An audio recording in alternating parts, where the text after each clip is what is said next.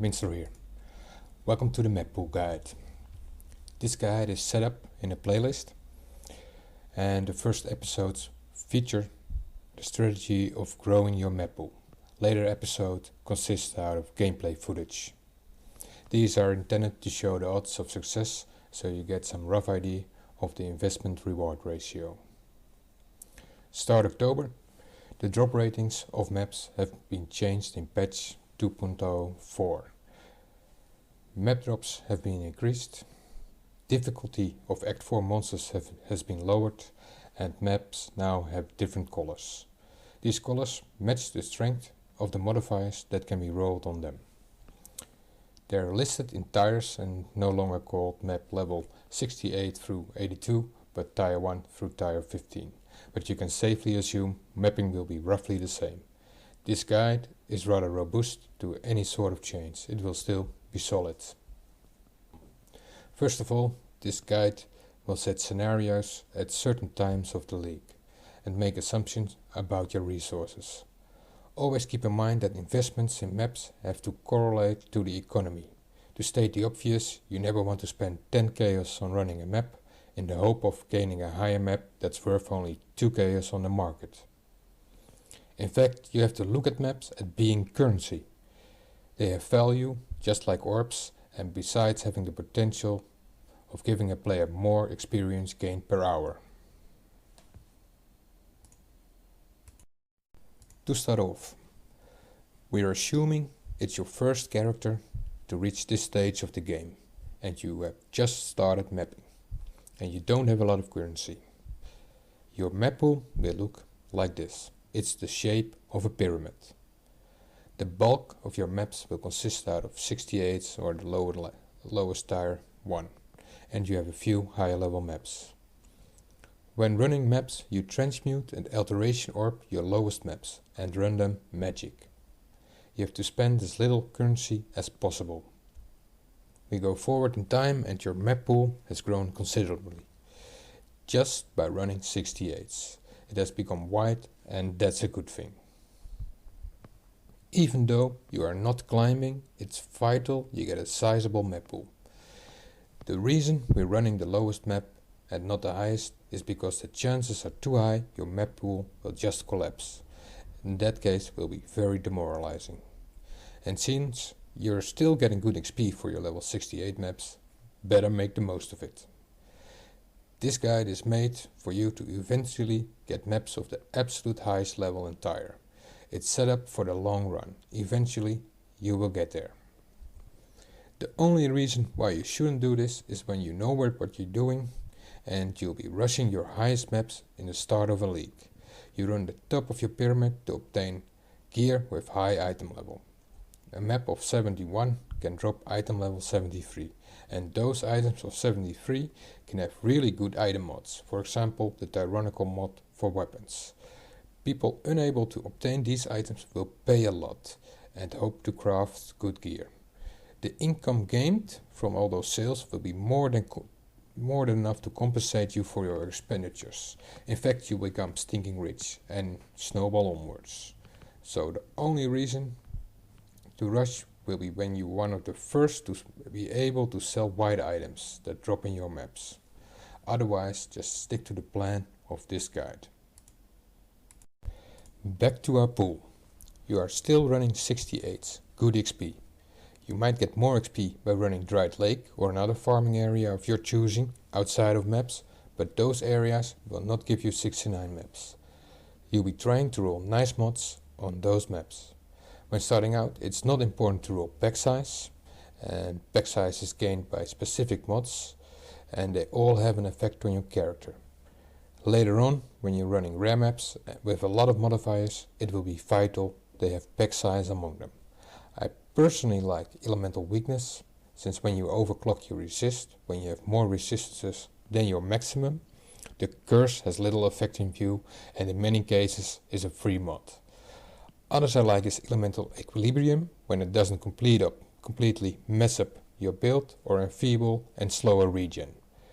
Approach slower regen in a similar fashion as elemental weakness. You have to overclock your life and or mana regeneration to be able to function as normal. For example, without extra life regeneration, you no longer are able to compensate for the degeneration of the blood rage skill. It's important your build is able to run at least some of these mods. Pack size is needed for later progression.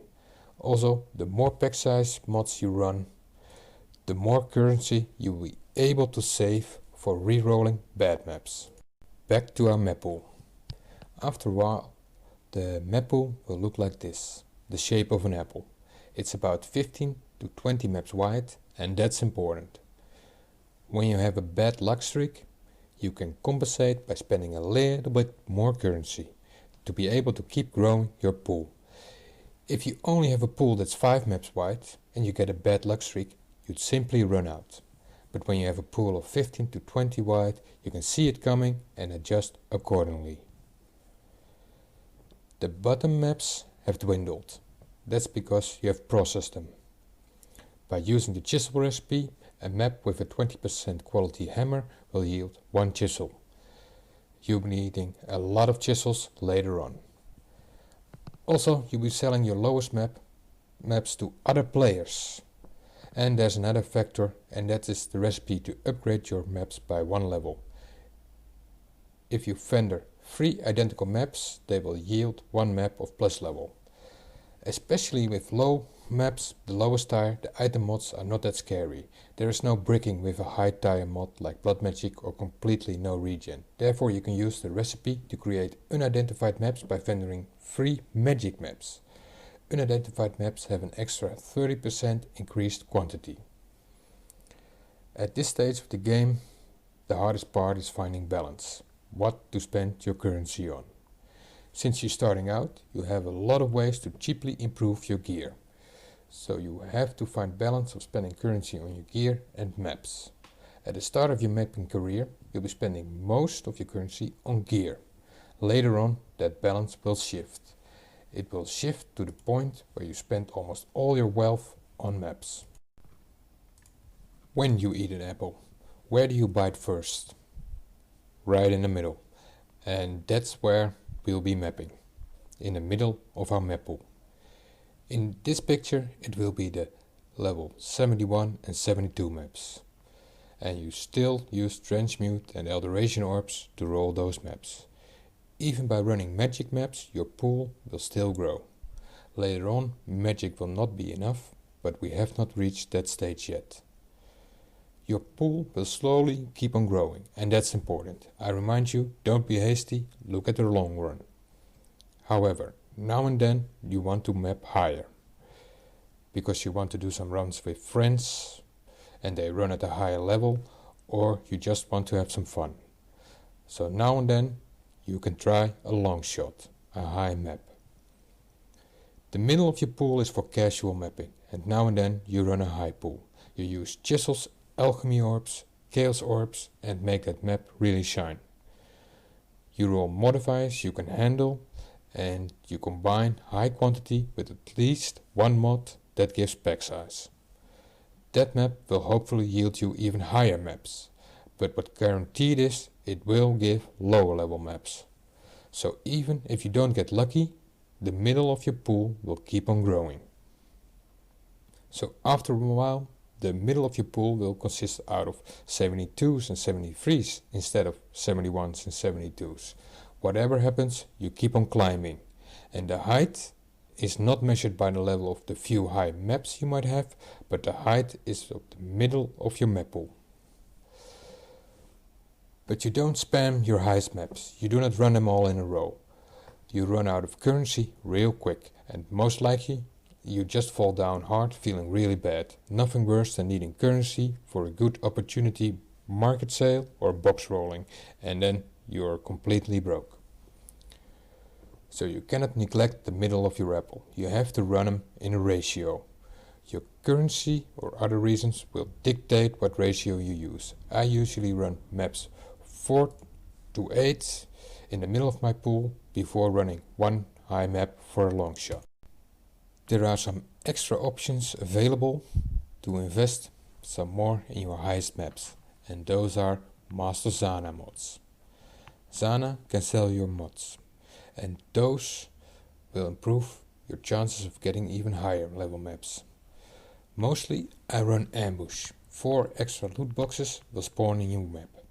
It has the possibility to spawn a cartographer's box, a box that specifically holds only maps. These are very rare, and can only spawn in maps up to level 79. The backup plan, and why this method is still very good without finding a Carto, is rolling other boxes with magic monsters. Magic monsters can drop maps 1 level higher than the instance you're in.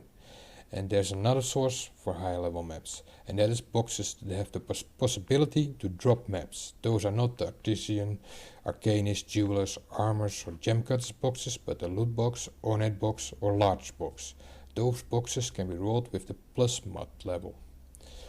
A plus 5 box can also drop a plus 5 map, and that's the only way you can make a really big jump like that. Carto box can only be rolled with plus 3 levels max. Extra note for Carto rolling, plus 3 is a very rare mod, so if you decide to chaos roll it, always keep a scour and alteration orbs at hand in case you fail. You might even decide to stick to a well-rolled Carto with only plus 2 levels. Rolling champion packs with plus level is the dream for loot boxes. Even when you roll a rare monster or an exile and a plus 5 level mod on a normal loot box, it might be well worth to open it like that. Rares can drop plus 1 level maps, but exiles cannot drop maps, but they do drop a lot of other loot. The main focus will be on the champion packs. Another good Zana mod to run now and then is the Anarchy mod. This mod will spawn 4 exiles. They are good fun, and the secondary goal will be to chance a gate amulet inside the map. Maps with an old league Zana mod are able to spawn legacy loot from that league. That loot can no longer be obtained in any other way. Chancing a gate amulets have a very small chance of creating an amulet called False Devotion, the legacy. It's very expensive and you can either use it or sell it. We're using a gate amulet with a minimum item level of 75 and we're running Anarchy only when we have saved up enough. It's too expensive to use otherwise. This method is profitable with a backup plan. For the regal recipe I always run out of rare amulets item level 75 plus. So as you can see, plenty of belts, plenty of rings, but I never have enough amulets. So even though you're not getting a false devotion, the guaranteed payback for your investments are regal orbs. And I can keep pumping out regal orbs with the regal vendor recipe. Another nice mod is Domination. It spawns shrines in your map. They are surrounded by a lot of monsters and all those monsters will give you extra loot.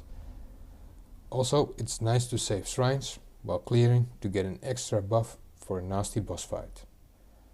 So on the long shot I usually run ambush to spawn Cartos and champions, and now and then I run Anarchy or Domination. Not all maps are suitable for the ambush mod. If you have a map with small hallways, the monsters spawned from a box might be messed up. Since they won't spawn in a wall, only half a pack might spawn. You'd miss out on a lot of monsters and will not get return for your investment. Also, boxes can spawn outside the regular path of a map. This screenshot shows an underground river map. This box has spawned on a ledge someplace out of sight. You could only reach it with lightning warp or leap slam or other travel skill. So chances are, in those kind of maps, you pay for boxes, but you will not find them. I repeat. Keep in mind, this map pool guide works for the long run. You have to be patient and your map pool will grow. If you rush it, your pool and wealth will collapse together. And eventually you have to buy maps instead of selling them. The difference is huge. On the Warbands League, my map pool looked like this. It's kinda messy with all the low maps. It's really wide, all the way to the bottom. And that's because I was saving most of them to hunt warbands. The middle of my pool consisted out of 74 and 75 for a very long time. I had to run a lot of maps to get a decent amount of 76 and 77. Those maps 76 plus you can no longer run magic, even when those form the middle of your map pool. Running 77s will feel like hitting a wall. Higher maps will hardly drop. Getting up to the 79s will take another long map running period like those 74s and 75s. But this time you'll be spending a lot more currency. When you finally obtain the level 80 plus maps, the ambush mod is still nice. Remember, Carto boxes cannot spawn in 80 plus maps, and I've run some domination too. I cannot tell you what the best choice is. The data needed would take years for a single player to figure that one out. I've grown rather fond of the loot box mechanic, and you cannot really lose out if you choose the most enjoyable map mod. Do not forget the sacrifice pieces. For those highest maps, they're well worth it to stick into the map device next to your rolled map. They give an extra quantity bonus. Well, that was it. Feel free to check out the rest of the playlist for some gameplay footage, and thanks for watching. Good luck with your map pool.